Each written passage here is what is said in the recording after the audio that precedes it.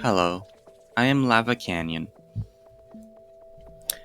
Chris Houlihan, the one who had his name in the Zelda Link to the Past, he may have been found.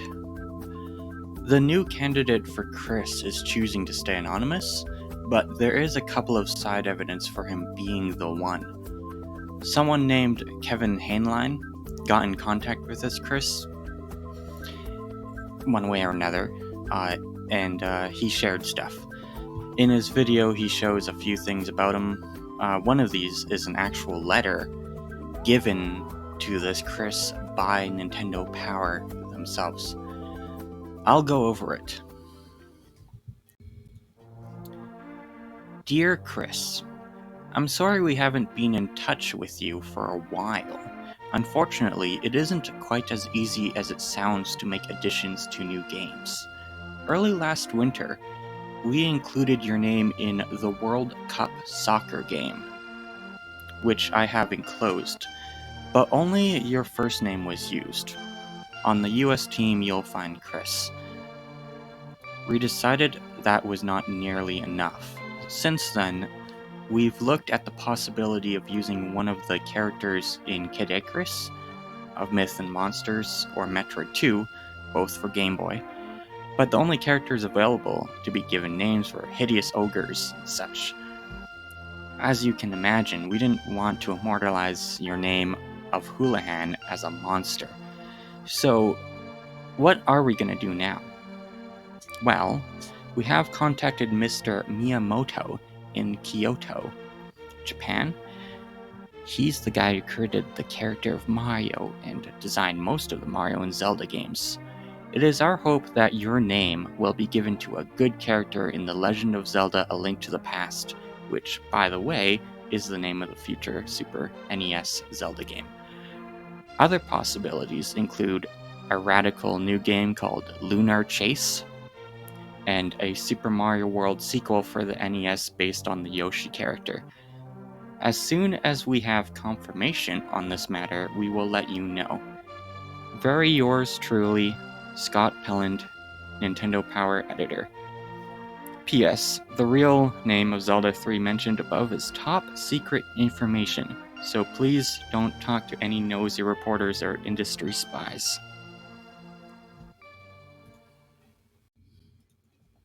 Okay, this is pretty huge.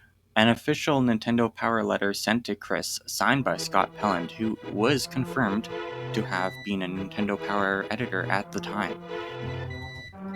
Looking at this letter, it says that Chris was added to World Cup Soccer, and there is a Nintendo World Cup Soccer game on NES and Game Boy. And the Game Boy version does in fact have the name Chris on it as one of the players. The letter talks of a Game Boy game called Lunar Chase as well. This game was an unreleased version of X in Japan. And there's also the Yoshi game for the NES, which was listed as a sequel to Super Mario World. This implies Yoshi's Island, which was subtitled Super Mario World 2. However, the NES part is kind of weird. It makes sense if the magazine editor didn't have enough information at the time, or it could have even literally just been a one-letter typo. But the NES did have a game called Yoshi, released 2 months after the letter, and the editor could have mistaken it for being a sequel rather than the wrong console. Both require the editor to be wrong on one aspect, so it kinda is just a shot in the dark which game is being referred to. Yoshi's Island wouldn't get released until 1995, but the development started immediately after World. Kevin Houlihan, the YouTuber I mentioned earlier, said he contacted the editor, Scott Pelland, and he said he vaguely remembered and believes it is authentic. So Chris Houlihan was effectively discovered to be real. And well, it is strong, and it is truly possible we found him and this 34-year-old mystery had been solved. The only connection we have with this, however, is the Kevin YouTuber who in the video had his mother acting as the middleman to contacting Chris. You can get the details in this video. Something that other people may have noticed in his video is how sure he was that this was real. I hope other people felt the same as me, because this might sound a little petty. He was very, very sure there was no way this could be fake, and no motive in doing so. There is a lot of little pieces that make no sense to fake in a letter, like the Chris in the soccer game or discussing other games and such. And what's the point in doing so? It's just some little thing in a game. Who would even ever bother to fake something like that? I gotta be honest with you, this video is purely because of the sureness of his tone, and as a pretty big skeptic, I believe I can come up with how it could be fake. In a way, it's more of a response to how sure the main guy to the Chris mystery was. My skepticism is more of like a general, no one can ever be sure 100% of anything. But let me cook for a few minutes. But yes, Kevin Houlihan found Chris, and through stuff that is detailed in the video, eventually got a photo of the original letter. This is the primary evidence and is fairly strong evidence, all things considered. If this were to be a hoax, there are two ways it would be. Either the Chris he found was hoaxing it, or Kevin himself. Or his mother, I guess that's the third option, but aside from the actual letter, it would be easy for Kevin to fictionalize the entire story. In this sense, he is effectively in the position of being a witness, and on its own should only be used as a lead for information to be cross-checked. This letter is that, but I'm going to get to that. Alright. The rest of the story could just be a story. This could include him contacting Scott Pelland, this being because the response he got was only read by him and never actually shown. Of course, a potential email response could be fake too, and it makes sense why you might not want to show it because of private information or whatever. I get it. However, it is still connected purely to a witness role. It's not really anything that requires counter evidence to debunk. A witness testimony is simply not evidence at all. It's something that can help contextualize and strengthen other evidence, helpful to potentially lead us to the truth. The letter is the main and only evidence. First, though, I do want to add the reason why people online began thinking that Chris was fake and why it made genuine sense at the time. Nintendo Power is normally pretty excited to show winners of their contests. Chris Houlihan, meanwhile, was a desert. Nintendo Power didn't speak of it at all at the time. When people discovered the Warmack contest, it made sense for it to be for the Zelda room. There wasn't a confirmed connection, but it was easy to make it. However, Final Fantasy wasn't very popular, at least not as popular enough to get the sequels. The Warmack is a very rare enemy to encounter, and requires being near the end of the game. It could only be found at the short bridge before the Tiamat boss, and couldn't be returned to after the boss. Even people searching for a secret enemy would have this be one of the last places they'd think it'd be, presumably. The contest was only out for 2 months. The game is like a full-fledged RPG, and many may have not even been in it at that time. In a way, rather than seeing anything that proves he wasn't real, it was more that there just isn't anything on this guy. The Zelda room itself, it was just a placeholder room. It's not supposed to be entered. This makes it kind of a weird secret to give to a winner of a contest.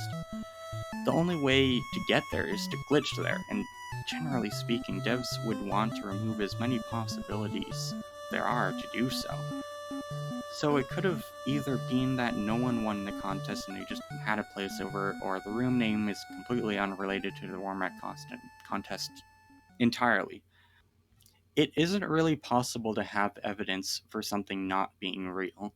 All one can really do is demystify the evidence of the existence.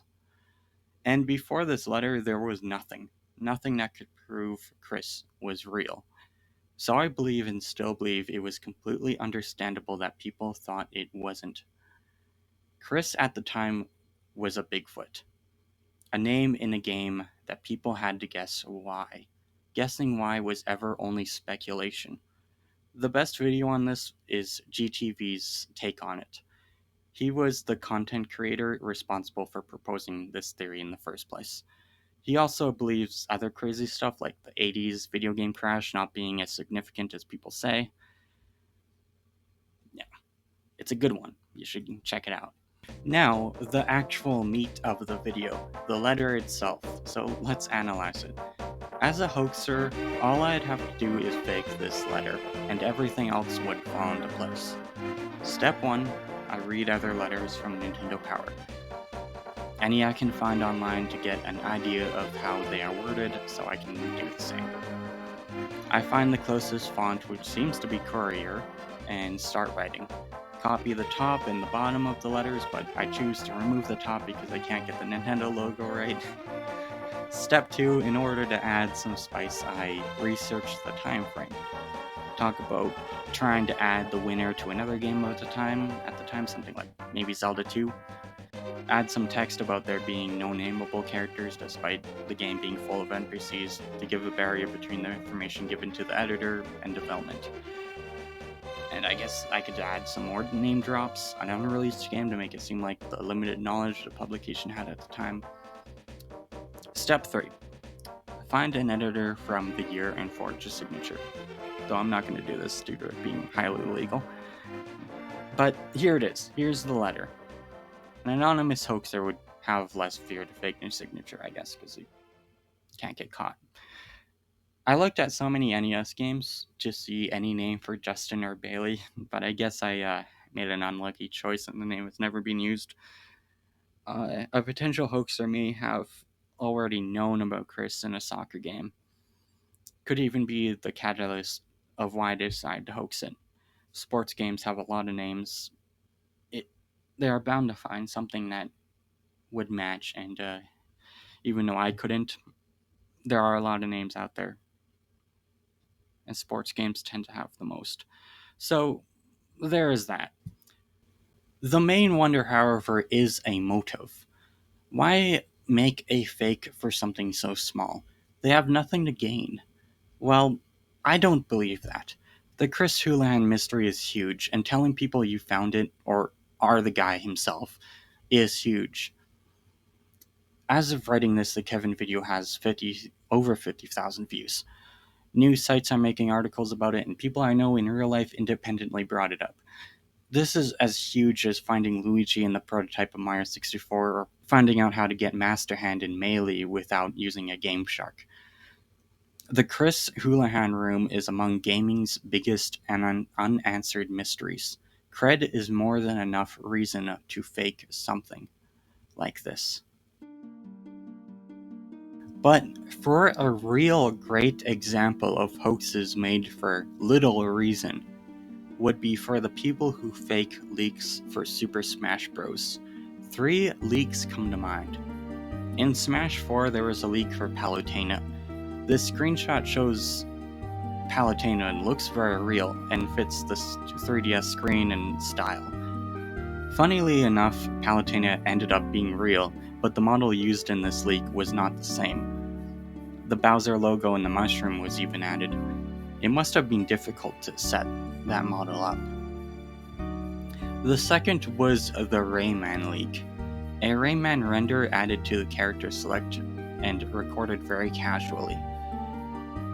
It looks very good, and it's not a render that was anywhere shown anywhere else, so it wasn't like copy and pasted. It turned out that it was just someone who drew a 3D Rayman render from the ground up, and it's just a 2D drawing, and it looks like any of the other renders that are normally just like a 3D model.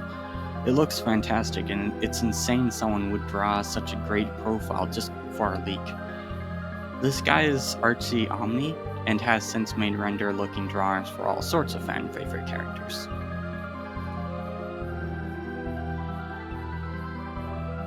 The third did not seem like a high-effort leak. This is what has been coined as the Grinch leak. Fake fan-favorite characters were added to a banner, such as Gino and Isaac. It's very blurry, so it could mask a lot of the drawing errors and such. However, what made the leak believable was the Grinch in the corner.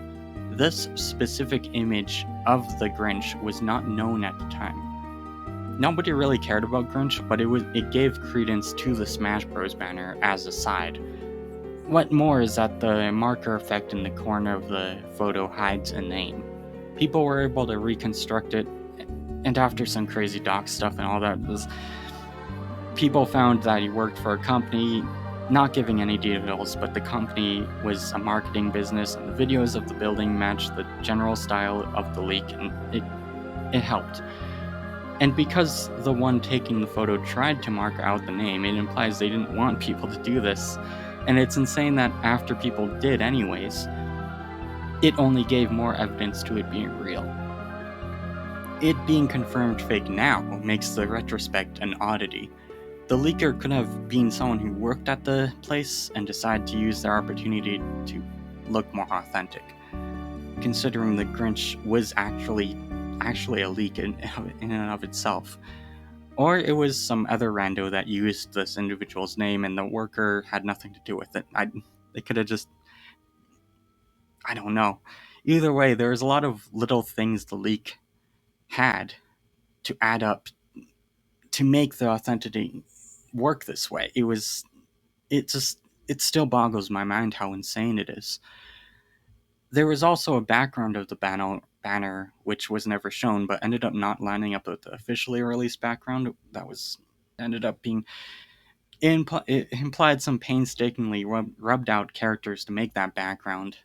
Of course, also being blurry, but it's just a weird thing to add on the side. It didn't have anything to do with the characters. Whatever. Anyhow, that's my piece. All this being said, I'm up for believing Chris has been found. I was just irked of the idea that it was impossible to hoax it. I just wanted to prove that it could. The best evidence for the letter being real, which I could not recreate, was Chris being added to World Cup Soccer. It's even stronger because the NES game doesn't include it. The Game Boy version has every name from the NES game except one replaced with Chris. This means the dev copied the names from the NES version, then decided for some reason to change one name to Chris. In this case, it's Terry to Chris. It heavily implies a conscious decision and was around the time of the contest. There is no better explanation than it being Houlihan. That alone is very powerful evidence. The hoaxer could have found this connection and made the letter from that alone, but it is odd that it exists at all. The name not being in the NES version shows a purposeful decision to add a Chris. So yeah, I think we may have found the mythical Chris Houlihan. I did my best to scrutinize it, and I think the letter is overall too strong. It makes sense for Chris to want to stay anonymous, but we can celebrate for ourselves. We don't really need to know the guy himself, just knowing he was real is legendary. As someone closely part of that internet culture, findings like these for childhood mysteries are so cool to see. As a video ender, my reason for making this has more to do with the general code of truth seekers. It is beneficial to have people willing to scrutinize stuff, even for things considered 100% proven. Hoaxes often have clear, obvious errors, but the goal for a hoaxer is to be as believable as possible. And a smart one would figure out that little tidbits can distract and have an effect on people. A common manipulation tactic is to sprinkle little truths to support a lie, and leading people to independently confirm the little details, they are more willing to believe the rest that they can't. For example, adding an unreleased game and a vague reference to Yoshi to form a rabbit hole for people. Things for people to just research on their own. Other manipulation tactics include adding fluff like a story before showing the evidence or shutting down skeptics. We need to be more skeptical and to see what is truly there. But who am I to say? In summary, Chris Houlihan has chosen to stay anonymous but sent an image of the letter to someone who is showing it to us. This letter is by Scott Pelland, who is an editor for Nintendo Power.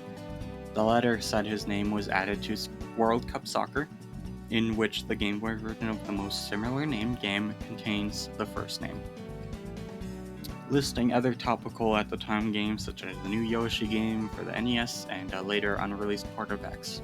And then the guy acting as the middleman for the letter saying it would be impossible to hoax something like that, so I make a video about it, I suppose. Honestly, my reasoning for making videos are often pretty spontaneous, but I may be among the first to discuss the news before others, so that's pretty cool. Yay.